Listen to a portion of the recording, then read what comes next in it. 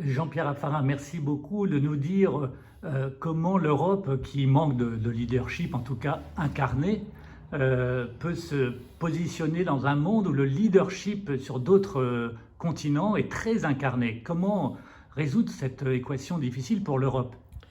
C'est la question majeure aujourd'hui de notre avenir. Au printemps 2022, après les élections françaises et après qu'il y ait eu des élections en Allemagne, nous allons devoir définir le leadership de l'Europe. Ce leadership aujourd'hui n'existe pas, ce qui fait que l'Europe est menacée de sortir de l'histoire. Pourquoi?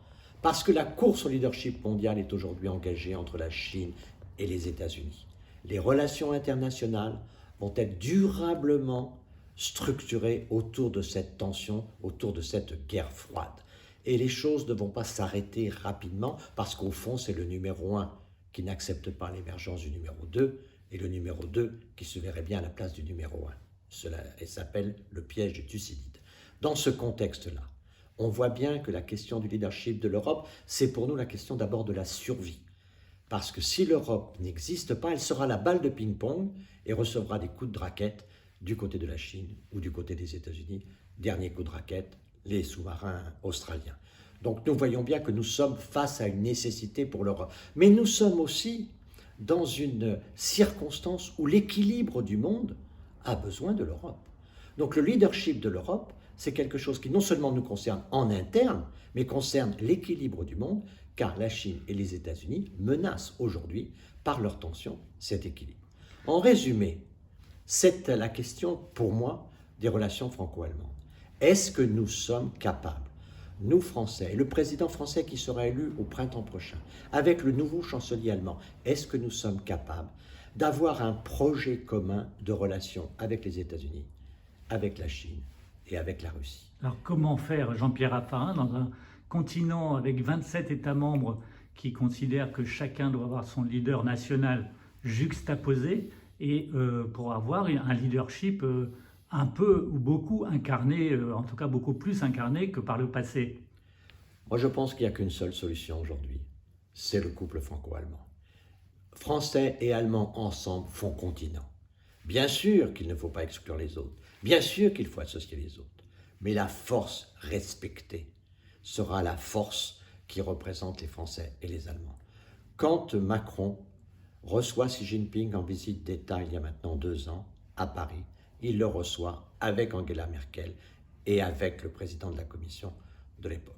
Et donc il montre bien que même dans la relation bilatérale entre la France et la Chine, l'Europe compte. C'est ce rapport franco-allemand qui est notre rapport de force. Et donc j'attends du président français qui sera élu au printemps prochain de pouvoir engager avec le chancelier allemand cette discussion pour notre relation avec la Russie, qui est une relation nécessaire, parce que la sécurité à l'est de l'Europe passe par une architecture de confiance avec la Russie, mais qui passe aussi par des sujets en commun avec la Chine et des sujets en commun avec les États-Unis. En ce qui me concerne, je vois un sujet en commun avec les États-Unis qu'il faut travailler, c'est le front des démocraties. On a vu que les Américains nous ont donné une belle leçon de démocratie quand ils ont battu le populisme de Trump par l'augmentation de la participation électorale.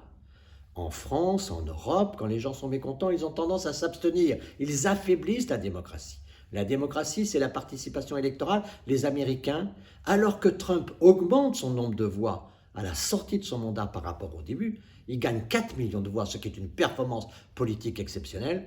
Trump est battu parce que Biden va monter à 80 millions de voix quand Trump n'en a que 74. C'est la participation électorale, c'est le civisme qui, aujourd'hui, a sauvé les États-Unis du populisme.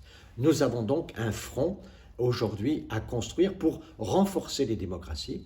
Et on voit bien aujourd'hui qu'on ne parle pas beaucoup d'organisations démocratiques, par exemple avec les démocraties de l'Est. Et je pense aux démocraties de l'Asie, avec le Japon, avec la Corée du Sud, avec Singapour, et plus proche de nous avec Israël. On a des différences importantes de démocratie. Nous devrions avoir des échanges de bonnes pratiques pour améliorer la perspective d'avenir de démocratie, parce que les régimes autoritaires, partout répandent l'idée que les démocraties sont inefficaces et qu'elles sont à terme condamnées. Le sursaut démocratique impose un front des démocraties. Donc ça, c'est notre contribution à l'amitié avec les États-Unis. Et avec la Chine, nous avons un défi majeur qui est le développement de l'Afrique. On voit bien aujourd'hui que nous n'avons pas les moyens que l'Afrique a besoin, dont l'Afrique a besoin aujourd'hui pour son développement.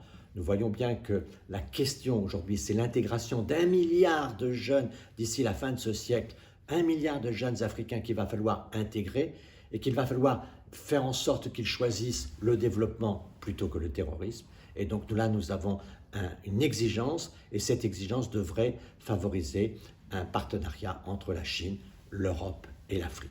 Et nous aurions là une perspective de coopération avec la Chine, une perspective de coopération avec les États-Unis, et en gardant notre souveraineté autour d'un leadership franco-allemand pour la souveraineté européenne. Jean-Pierre Raffarin, merci beaucoup.